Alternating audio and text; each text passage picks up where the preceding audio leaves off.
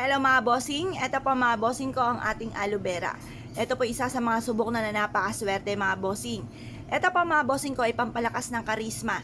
Meron din akong bossing na siya po ay naniniwala na dahil sa kanyang aloe vera at kaibigan din ng nanay ko, dahil sa aloe vera ay nagtuloy-tuloy ang pasok ng swerte. Swerte rin po ito mga bossing ko sa negosyo. Ngayon pa mga bossing, kung kayo po ay negosyante, mahilig rumakit, the best na meron kayong aloe vera. Mainam na kung ayaw nyo po ito sa harapan dahil may tinik po ito, hindi po maganda may mga tinik. Lagyan nyo ito sa gilid ng inyong tahanan or sa likod ng inyong tahanan. Ang mentras na dumami ang inyo pong aloe vera ay mentras din na pagdami ng swerte.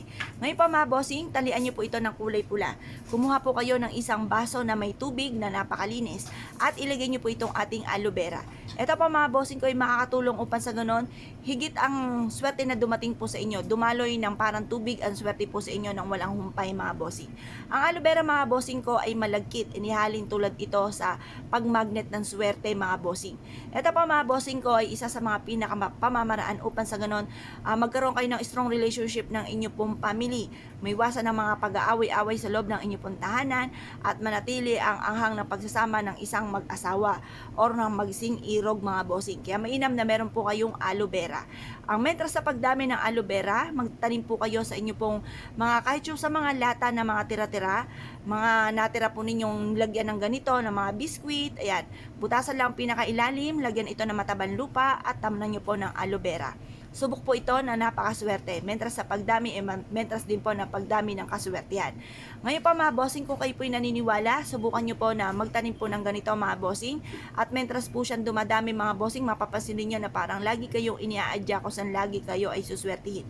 Marami tayong pwedeng paglagyan po nito. Lagyan nyo lang na ribbon na pula kung ipapasok nyo ito sa loob ng inyong tahanan or sa inyong pong kwarto. Para po makontra ang mga tinik po nito ng kamalasan. Kasi negative po kapag po may mga tinik mga bossing. Ngayon pa mga bossing, pwede nyo rin pong gawin, kumuha kayo ng isang lapis at magsulat sa dahon ng aloe vera kagaya po nito kung ano man po yung nais po ninyo na maganap sa buhay ninyo.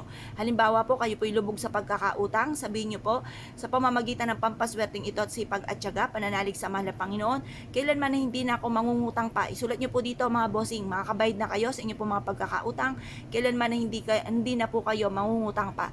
Pero wala naman po masamang mangutang, lalo-lalo na kung ito po'y gagamitin sa kabutihan at hindi po ipambibili ng kung ano-ano na luho mga bossing. At karamihan nga din po sa mga kakilala ko, may mga utang po sila pero pinapaikot naman sa kanilang negosyo. Kumbaga kung kayo po mga bossing ko ay kumbaga hindi talaga maiwasan at ginagamit nyo po ito sa inyo po negosyo, sabihin nyo po yung makakabayad kagad kayo sa pagkakautang at ang inyo po negosyo ay dito na kayo yayaman.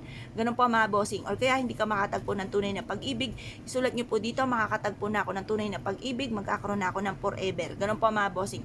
Direct to the point ang mga pag-wish. Ngayon pa mga bossing, ko kayo po naniniwala at nais po itong gawin, hugasan nyo lang itong mabuti at ilagay sa isang baso na may tubig at ito po hayaan nyo lamang sa kusina dahil makakatulong din po ito mga bossing para magkaroon kayo ng masaganang pamumuhay.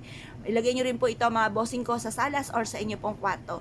Medyo itrim nyo lang po ang mga tinik mga bossing at lagyan ng ribbon na pula para makontra po kung ano man ang mga kamalasan na darating at magtuloy-tuloy ang swerte. Kaya kung kayo po naniniwala at nais po itong gawin mga bossing, asya, good luck po sa inyo po lahat.